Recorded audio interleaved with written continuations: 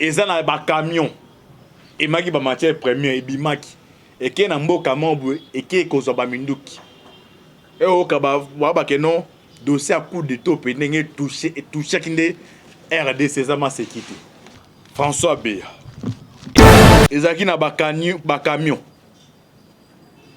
et bimi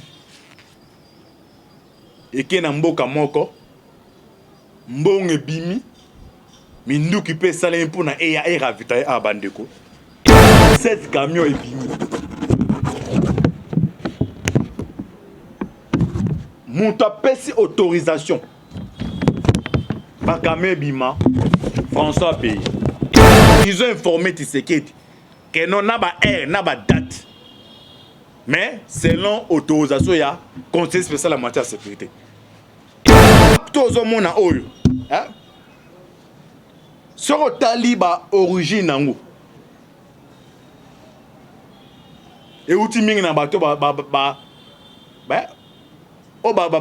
soutenir ba groupe armé François Beya conseiller spécial de sécurité en matière de sécurité est toujours détenu dans un local de l'Agence nationale des renseignements ANR à Kinshasa. Selon la présence congolaise, il est arrêté suite aux indices sérieux atteste d'enregistrement contre la sécurité nationale. Ba numéro tu à téléphone au moins orange ou appelé sur one. Renseignement ça malade musozo comprendre ngwa. Eza ba risque mais eza malade.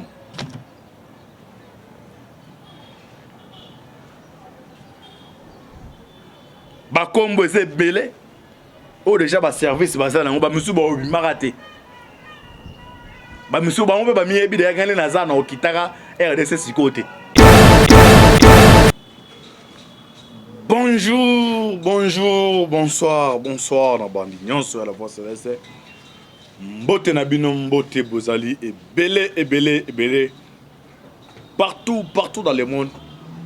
Aux Rolanda biso par la 20h90 dans les États-Unis. Na pesi bino so mbote bonte belé. To en Europe, en Suède. Mama Fatou, Libota Mobimba, Mbote. Maman prophétesse Lukau, Moussal Nanjambe na Suisse. Mbote, Siwa Mbanja, Mama Ki na Belgique. Vous en Asie, Océanie, en Afrique. Sans oublier en République démocratique du Congo. C'est toujours votre humble serviteur, Moïse Maoka, Anchibal de Miso Bolingaka. Tolobate, automesana kopé sabine ba information, ba actualité politique. Il y a RDC boye bato zali wapi, tozo kende wapi, tokosuka wapi. Ndenge na prometteur bino dossier à coup d'été ça na étape. Na episa bino chaque fois où les informations antibala ko sangisango na ko hésiter te ko ya ko partager na biso na bino. Oui ba situation za wapi.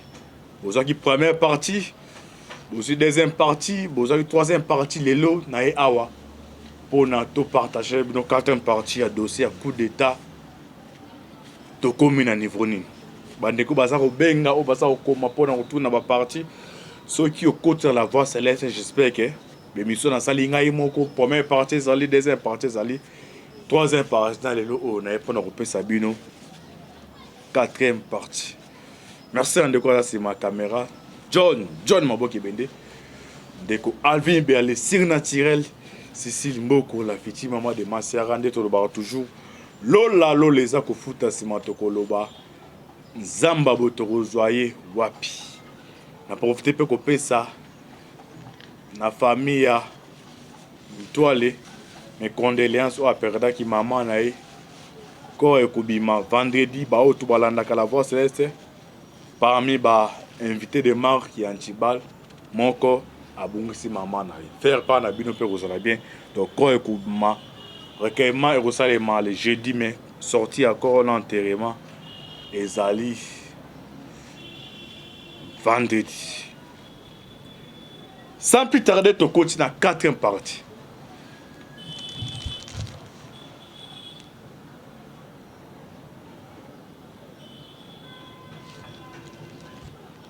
banda bakangaki ye abande koboya koloba mais lelo oyo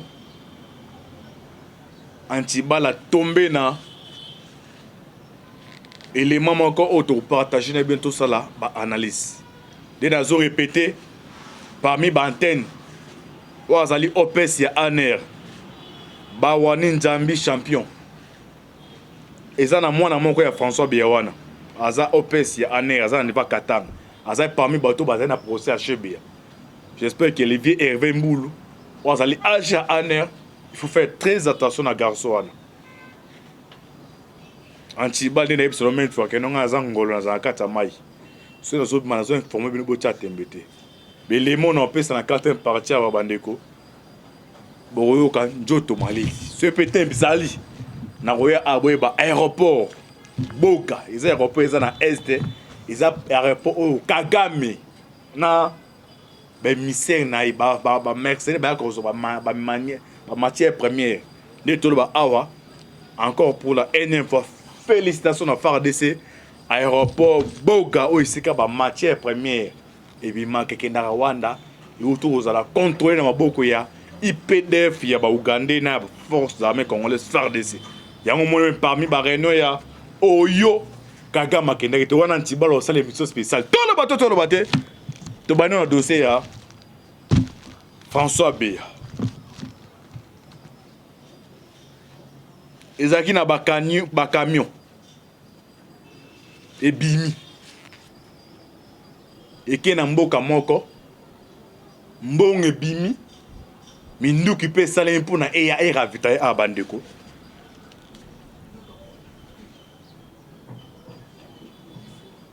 boye ba Antibala flashé boye alinga lobani na répété eza na bakamion emaki ba matière première ebimaki eke na mboka mobwe eke kozwa ba minduki e oka ba ke non dossier à coup de top ndenge touché kinde RDC za ma sécurité comme émission za tolo baté to linga ozwa bino to me bino na profondeur ya masolo boye ba situation ya mboka ndenge ezaleli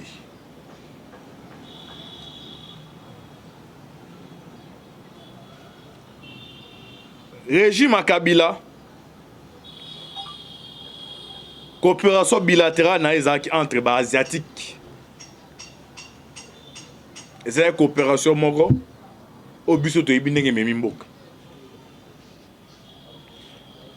lelo Tshisekedi daye ye muta comme président de la République asina ba américain na ebisa bino med fois na coopération bilatérale ou esalemi entre la République démocratique du Congo et les États-Unis d'Amérique. Et ça, il y a des conditions de makawana. Bato basa la communication. Hein? Autant dans la parlement, na ba bar, to un exemple clair simple na ba bar. Au moins, on a fait ça kiti ya pra Congo, soit ya parlement. Jamais bato prendre bolinga bouteille ya pra Congo et ya na kati ya table wana. So yé catégorie qui m'a rappelé wana bazui ba kiti ba kenango. Eza ndemo ko ba partenariat bilatéral et salemaka. Na mondo yo tozana bato bazala droit de veto bazala makasi na mokili. O ya théâtre o ezali ba pays na 5. Ba les États-Unis, ba RIS, ba chinois. Eza bitumbu ba bunda na ate bango na bango. Mutu pays na pays ba o bazala droit de veto wana chaque jour, chaque heure. Peut-être dans o biso ba africain tozo ngato kene to ça l'ambiance bon ba réfléchir ndenge nini ba continuer à causer toujours makasi. Alors les rivalité, hein, rivalité one. OK. Bango baza ba réfléchir bongo. Yon sauta na ba livre o ba malade ya coronavirus. Sauta na livre mon ko o kena ba débat nini ba lobela le monde dans 50 ans. Au monde de ba ba eska ba on baza toucher ba avance. Alors, les ba signer coopération bilatérale na pays na yo. Donc konta wana ba olingate pays mususu azana ba rivalité na bango bazwa possession ya mboka wana. Tsoyi ba timbele mona ba vrai ba no salemaka.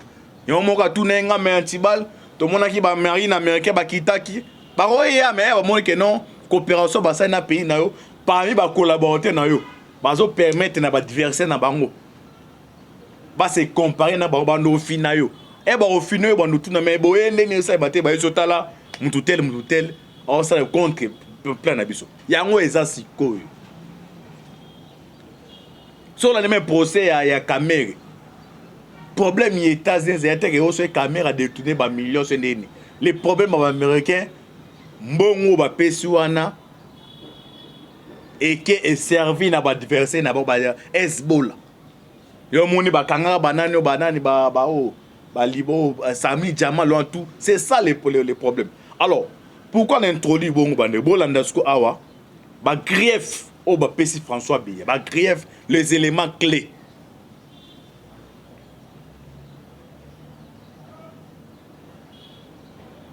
Et là, comment permettre qu'à Bund, tu sais qu'il y a la sandae. Parce qu'il y a une influence américaine, il y a une coopération avancée.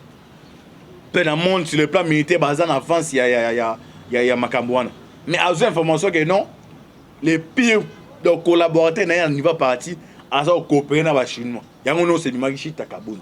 Même on a latin. Ou 10 opérandi et c'est répété à bon dans la greffe il y a François Biya. Un certain mardi vers 20h GMT 17 camions Bandeko Antiba Zarangolo. Un certain mardi, vers le soir, est dans ces 17 camions et quitté RDC vers Kasumbalès. Dans ce moment, on a champion. Nous sommes Hervé Mboulou pour changer l'équipe à Aner. Aux années 4 ans. Si même les stations sont champion,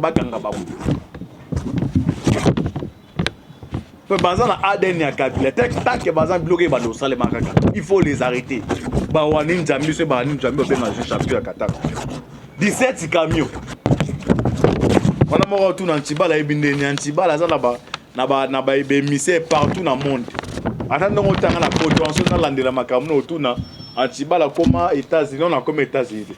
Mais on a comme Akuna na Molim. 17 camions et bimi.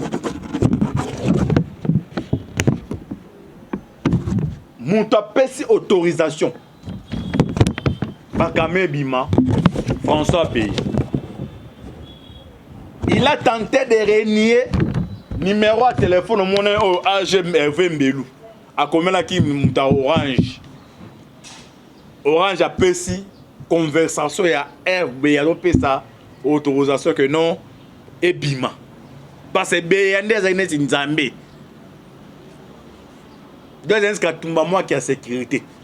Tout le bateau. Il a donné l'ordre de 17 camions sanimi et Bima.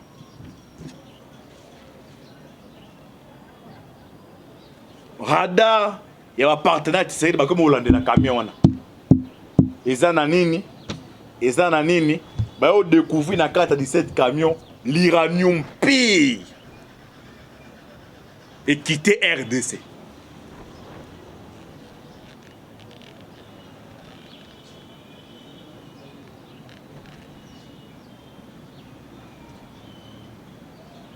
Au monde, il y a des États-Unis. Dans le bureau d'études, au Balandelaka, arme de diversion basali. Par exemple, en 2022, par exemple, Russie a sali arme comme on a Satan 3 avec Satan 4. Bon, on a Hollandais à Satan 4, on est mis en matière nini. Batali matière wana. Bandi Hollandais la provenance y a payé outil yango. Parce que dans le cas de Russie, MC a l'iranium. Mais ça c'est Satan 3. Satan 3 n'est pas par exemple selon les Russie, la propagande dans Poutine a bombé torse que non. Tous après qu'on détruit par exemple Dallas dans quelques minutes. Bango point na bango te que non Russie a sali arme. Ba ko bote taza makasi. Ba lukasko nani apesi ba matière ou permettre na réussir à ça la biloko wana bande ko zo mona mukilo ya monde lobby ya lobby ngone retambola bande ko so boye ana yebisa bande ko musuke non politique Afrique joue bande ba militant musu ba comprendre ngo bande o tigre volontaire ntambe sala les militants ils dépassent bazale kabo ya chicha ou titel mais Kabila est tenté de coopérer avec les occidentaux ba tika qui même histoire 17 camions bimi et ça li ba transit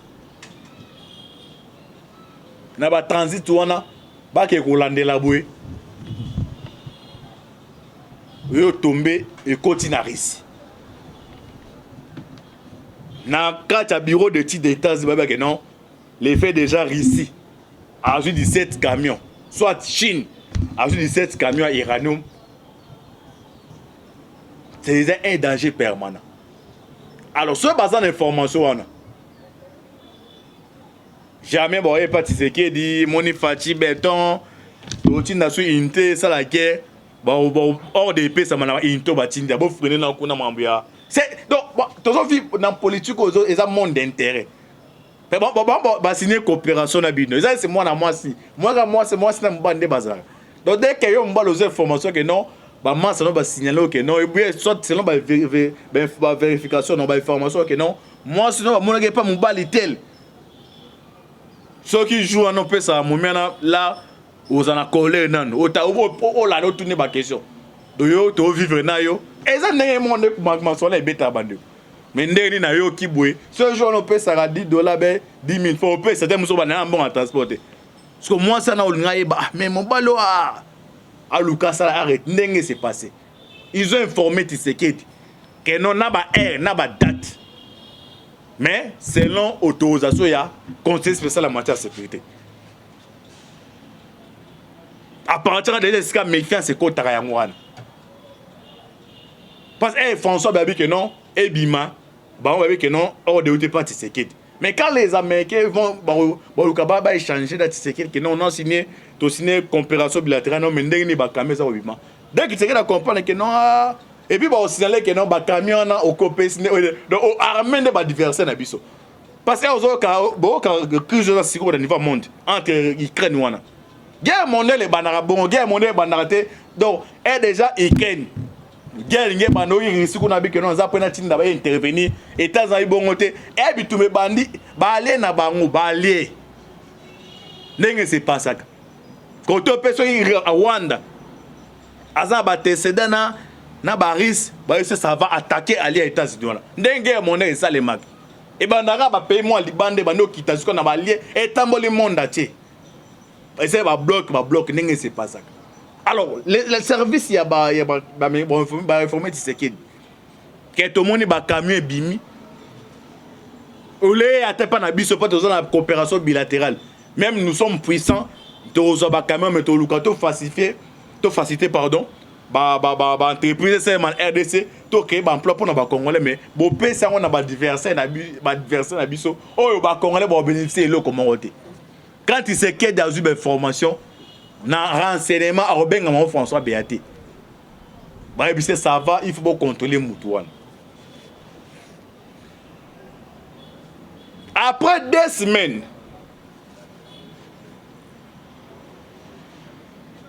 après avoir Tshisekedi qui a des informations fiables, que non, ils ont un camion bimi et qui est en Russie.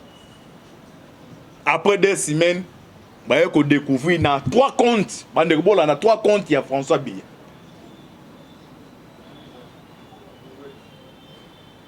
3 comptes il y a François Biya bande ko mo kilo planster au bateau mo ki mabango ezate de na yebisa on bandel que non nzambo to prier na za makasa après bango ba États-Unis ba on de ba diriger monde qui est un département sur le trésor américain, sur des choses comme 1 million de dollars dans la banque. Bah on va y back. Attendez, on a ça dans cette émission. Jour où on a totalisé 1 million dans la banque à travers les États-Unis, on va battre dans la liste. Ce que les balles dans ma caméra, bah y que non, mais c'est qui gagne et si tel. Donc c'est ça qu'il faut pour pas comme on a niveau. Bah y mon compte il y a François B. ba epeso e continue zali mbonge bakisamaka o eza ya détournement na o ya salaire e banaka jamais mutu ba futa $100 ba mona directement sombi Jeep ya $500 eza détournement faut landela mutu à $100 par mois 500 000 outi wapi yo ka batu muso ba okanga batu a partir ya bongo.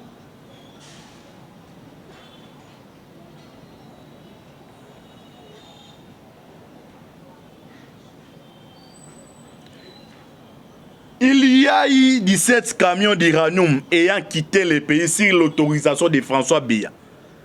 Et au lendemain, on a trouvé beaucoup d'argent sur les 3 comptes de Biya dans des banques différentes. La banque en aura aux banques. Non, c'est un peu dans les Congolais. Et c'est moi, les attributions des Congolais qui ont créé la banque. Mais la banque, tout le monde a eu. Sur le taliba origine, et outi mingi na bato soutenir ba groupe armé. Donc ba découvrir na 3 comptes à François Biya, Afriland, Rao Bank, na Equity Bank, Mbongo et Belé Mati. Olete sous kawana et siga danger zali yango.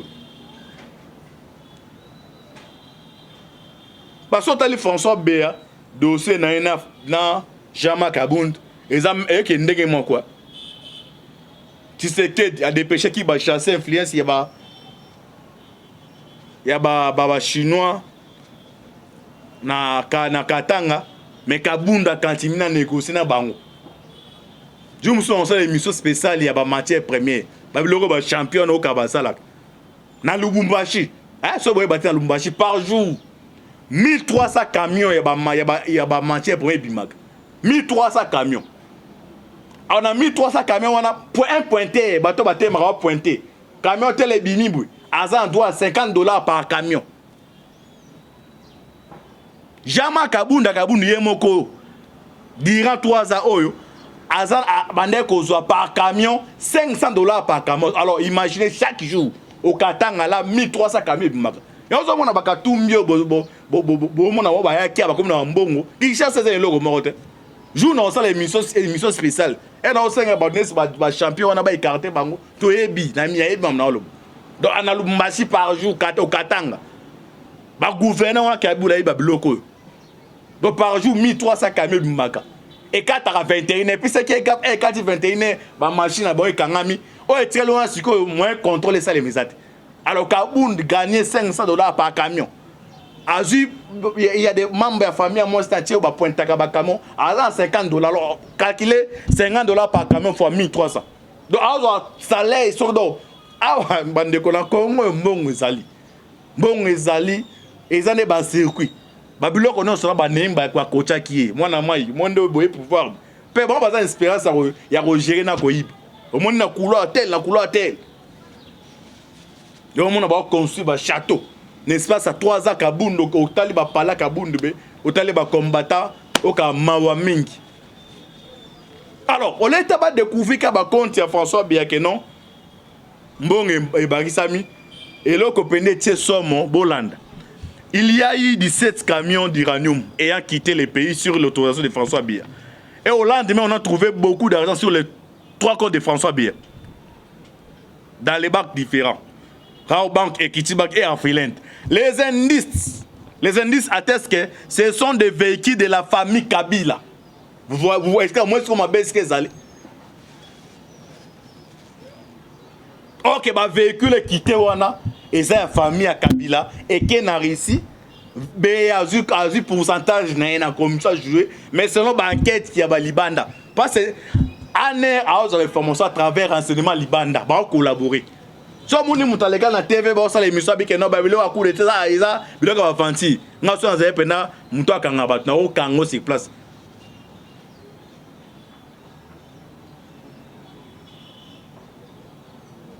Bo ebiti na balongo le couvre-feu ba musu ba o sepela mbete mesure ba zero le quand même couvre-feu wana mo ka tuna ntiba lobinini na binga na zango za kata mai et non un frère bino moni yo zo sepela couvre-feu lo mwe peut-être mesure ba appliquer sikoyo. Payo la mukana tongo zo boule non c'est ça normal. Mesure ba tia siko eza dangereux ko le kana couvre fait ndenge ezalaki. Wa ebi renseignement wa bon na oloba. Donc ba découvrir ba kamé bimi eza ya famille ya Kabila et que kuna suite fait sukindenge ni. OK, François Beya, ce qui c'est qui da coûté na ba lobbying 50e fois, François Beya ta 48e fois. Azari na kati ba rencontre wana. Mais alors très traîné wana. Donc les indices attestent que ce sont des véhicules de la famille Kabila. Et cette cargaison est en partant pour la Russie. Les services de renseignement, à partir de la Russie, signalent qu'il y a un lot d'armes. Donc, à armes iranium et KI. Donc, c'est opération ça m'a bandeko. N'a expliqué bandeko ba comprendre. Donc, on va dire iranium. Na iranium wana o ya koteka bango bateki. Eh tikali basali ba arme basali ba sala arme o pa moi ba téléphone tout ça ba iPhone 13 ba ça par exemple iPhone 14 iPhone 14 ba ça eza pour na bango d'abord pour na Russie pour na Chine au cas où bitumberia ba bundi nango mikolo ya bo moi non Chine azo prendre par exemple arme tel azu ba matière pour na biso so bino ba to bo pesi bango ba matière wana ba rozwa sko bo kombino bo pesi ba matière baki baselo ba aka ba arme o abitumba ba pesi bila ngwe belé non bo ndengo opération salemak ba arme na ko ya muta comme ça ba groupe ya ba rebelle na apa azao na 10 groupe na est ya ben no benga donc ba pesa ba minduki donc na kati opération nyonso na muta opère de kaisa ba congolais ba biso ndenge basirkue c'est pas ça.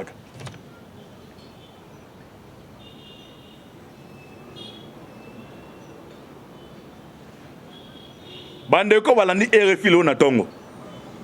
Parce que la faut la information. Citoyen peno aza moto, la qui ato qui par politique. Des politiques peut so occupé dans yemo s'occuper na yo. Au senti pena $10 comme 50 000.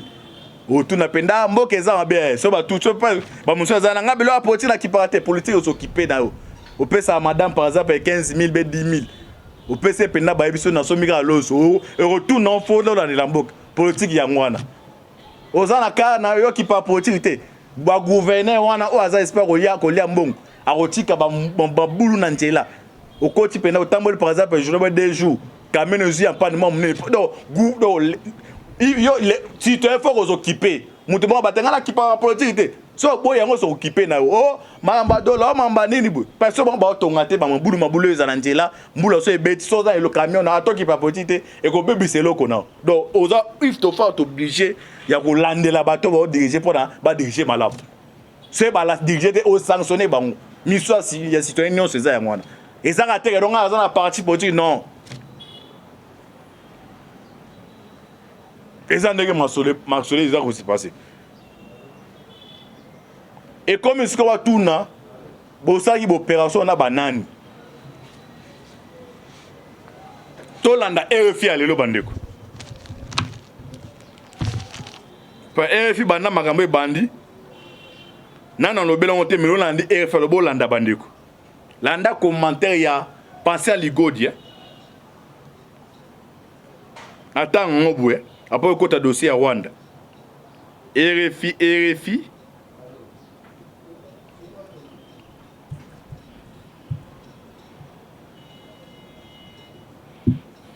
Ok, tout là on a RFI à l'élo. RDC. D'autres arrestations prévues dans l'affaire Beya. La présence nomme son remplaçant. Ma frontière et tout. Les faits, le gouvernement a eu engagement, il y a que la couvre-feu, et ça, ma s'est passé.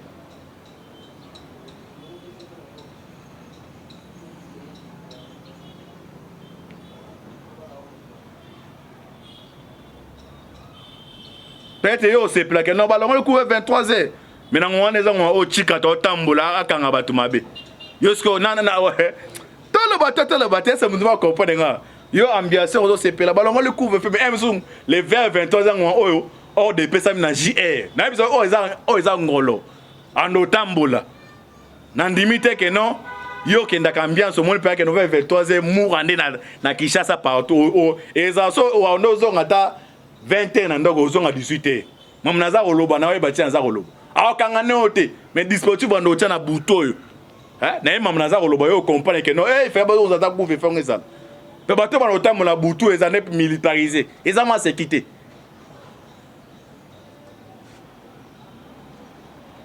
Pe na couvre no mona la police mais tout ne ba na mour. O ezangolo mutaza informé. Landa RFI. République démocratique du Congo. D'autres arrestations prévues dans l'affaire Beya. La présidence nomme son remplaçant. Le 10 février 2022. François Beya, conseiller spécial de Félix Tshisekedi en matière de sécurité, est toujours détenu dans un local de l'Agence nationale des renseignements ANR à Kinshasa. Selon la présence congolaise, il est arrêté suite aux indices sérieux à test d'enregistrement contre la sécurité nationale. Mais la présence a déjà annoncé que Jean-Claude Boukassa. Jean-Claude Boukassa. Il y a la criminologie au niveau du Canada. As un membre à parti à IDPS. L'air Tshisekedi a nommé François Beya conseiller spécial, le très spécial. Les très spécial comme Baliba Bengi Yangwana. Tshisekedi a tiré Jean-Claude Boukassa. Jou Bachaka yena François Bebande ko simbate. Il y a la criminologie. Beya a une expérience. Pas à travailler longtemps, mais c'est la criminologie libane. Alors, parmi les données, au service à Libanda, bando collaborer na awa, c'est Jean-Claude Boukassa dans le service à Libanda. Ne bande ba nianti Beya. Système ya garde corps. Maman Tindio na Zandu, Tindio na petit frère. Son petit frère wana ye, oh non, ça mon na ebozo na Zandu.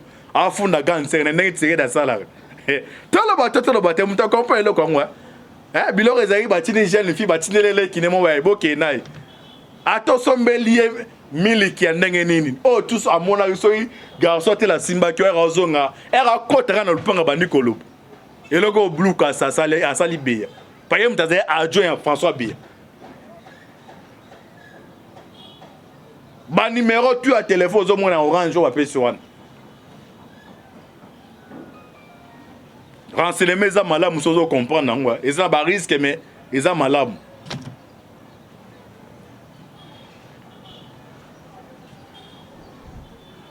Bakombo c'est belé. Oh déjà ba service ba ça na ba musu ba maraté. Ba musu ba on peut ba mi ebi de gagner na za na okitaka RDC sikote. Na 2023 personne en 2025. C'est pas ma pona mais au salemaka. Il pas aux alaka candidaté.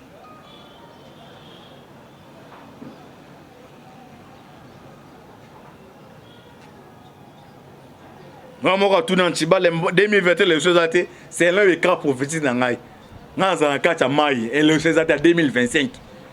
2 ans, on est à 2 ans, il y a dialogue, Balisanga Bonganga Bakoya, Bamuzitu Bakoya, peut-être il faut nous désister. Mais Muzitu, la discussion est déjà très avancée.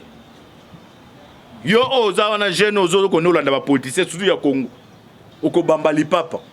Ok, bah marche, surtout qui pendant que nous en 2023. Yé Moussa, parce que notre Tshisekedi pas question de Sima Moussoutouki, il est premier ministre. Jeune, Louko Tanga Kelasi, pour y aider, quand on a Nzambe, Nzamba Rosal. So, Tingam na politicien au Golé là. Bi Babo Lisanga Bongatou à la Mga Baroya.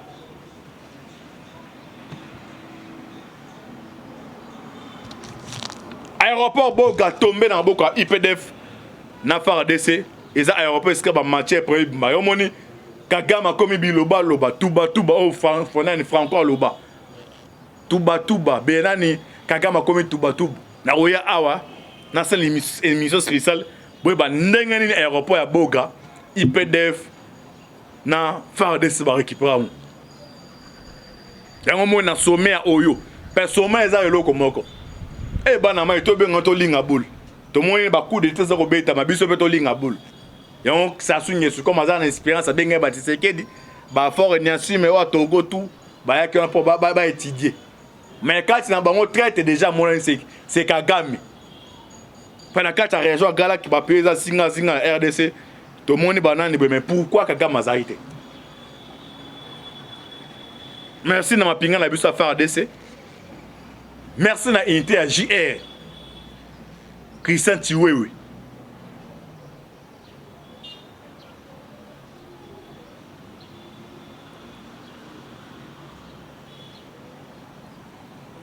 Tu sais que tu connais que prier ma casse pour la RDC. Dès l'épisode de maintes fois que non. Lien au Sangi Sibiso et les Kyozo Kaboul. Lien au Sangi Sibiso et Zali RDC. Nakata Léona, exemple clair. Ils ont être dans un passeport.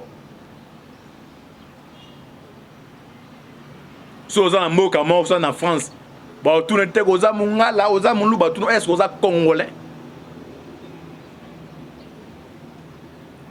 Botara histoire mon ya Lumumba ta. Baza na avion bala ngba kita Léopoldville. Lumumba pesa ordre na pilote wana. To kita pilote aboya bino ba pesa ordre na kita te. Kaza ba bise ngam président de bino to kita. Atali bango abike non je suis belge. Yelo na 5 congolais zali na niveau wana. So 5 makambu ya Congo. To tsena ko buna biso na biso tout a intérêt ya Congo.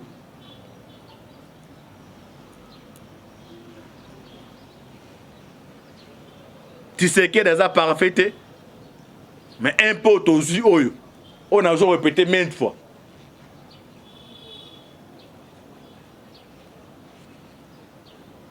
Paix à son âme, hein? Ngwanda, alobarabui. Papa boti mwana moibi. Mwana ne moibi a oti ko iba. Azoya na kata ndako akuti moibi azo iba pa papa na ye. Mwana na azi akangi moibi.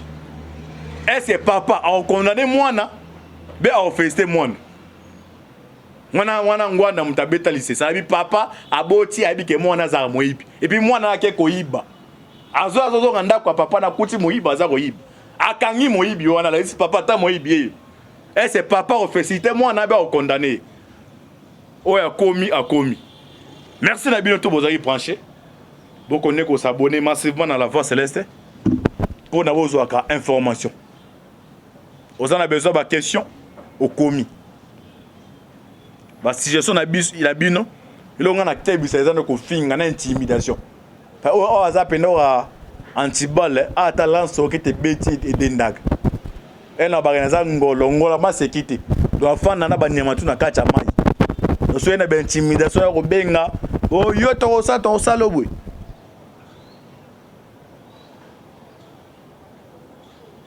Et le remords est athée. Vous s'abonnez massivement. Merci en de quoi c'est ma caméra. John Maboke Bende. Dans la quatrième partie, il y a dossier à coup d'état. À chaque fois, information aux Anaroya Kara pour donner un point bino. Zamba Pambola Bino. C'était toujours votre humble serviteur. Moïse Maoka Antibal, affaire à suivre. Ciao. Ba numéro tu as téléphone au moins en orange ou appel sur un. Renseignements ça malade musozo comprendre ngwa. Et ça ba risque mais et ça malade.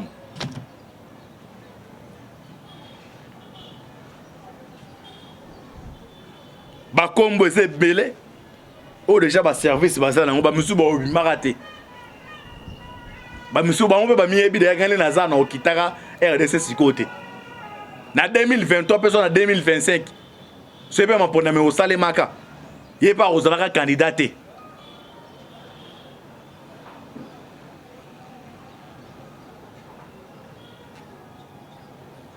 Moi moi tout dans Tiba 2021 les choses até c'est l'un des cas prophétiques dans ngai. Dans un cas à mai et les choses até 2025. 2 ans on est à 2 ans moi dialogue ba lisanga bonganga bakoya. Ba muzitu bakoya peut-être il faut na désister. Mais muzitu nazo eba. Ba discuter ils sont déjà très avancés. Yo oza wana jeune ozo ko nolanda ba politicien surtout ya Congo. Oko bambali papa. OK ba marche, OK ba marche Suzuki pendant que en 2023. Yé Moussa parce que notre c'est que dit pas que soit glissement mon Suzuki, il est premier ministre.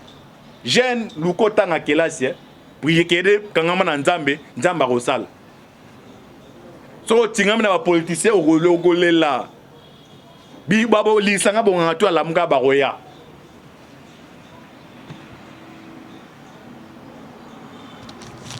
Aéroport boga tombé dans boka IPDF na FARDC eza aéroport eska ba matière premier bima yo moni Kagame komi biloba loba tuba o fonani franco loba tuba benani Kagame komi tuba na roya awa na sel émission spéciale boy ba ndenge ni aéroport ya boga IPDF na FARDC ba récupérer yango mo na sommet ya oyo pe sommet eza eloko moko. Eh bana mai to benga to linga boule. To moni ba coup de tête za ko beta mabiso pe to linga boule. Donc ça sougne sur comme ça en expérience benga ba Tshisekedi ba fort ni assume wa Togo tout ba ya que ba étudier. Mais quand na bango traite déjà mon c'est Kagame. Pendant quand ta région gala qui ba pesa singa RDC to moni banane mais pourquoi Kagame azarité? Merci na mapinga na biso affaire RDC. Merci na unité à JR. Christian Tiwewe.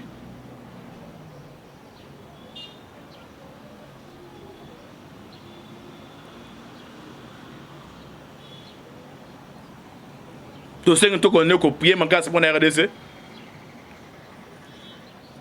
Dans l'épisode de maintes fois que non. Lien au Sangi Sibiso et les Kyozo Kaboul. Lien au Sangi Sibiso et Zali RDC. Nakata Léona, exemple clair, ils ont être dans un passeport.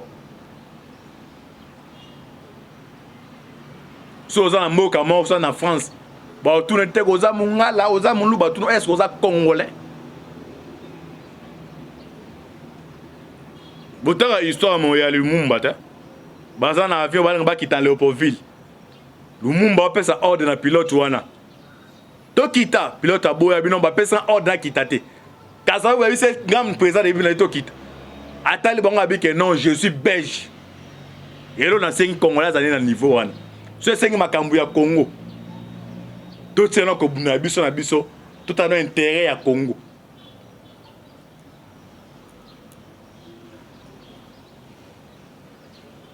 Tu sais que déjà parfait mais importe aux yeux oyo. On a toujours répété maintes fois.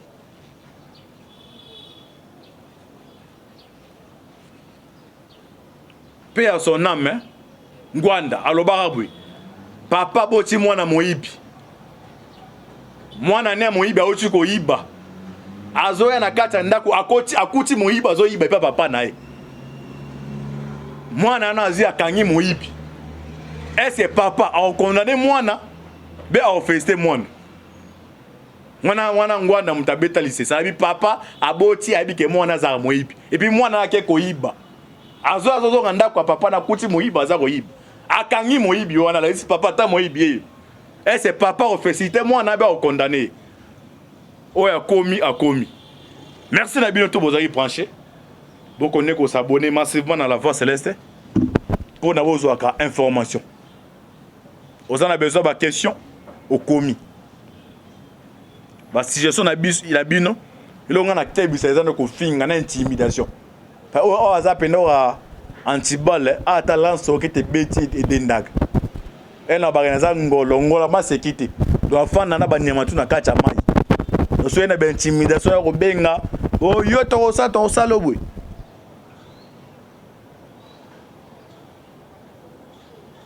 Et le remords est vous s'abonner massivement. Merci de quoi c'est ma caméra. John Maboke Bende. D'accord, c'est notre 4e partie. Il y a dossier à coup d'état. À chaque fois, information aux Anaroya Kara pour donner un point bino. Zamba Pambola Bino. C'était toujours votre humble serviteur, Moïse Maoka Antibal. Affaire à suivre. Ciao.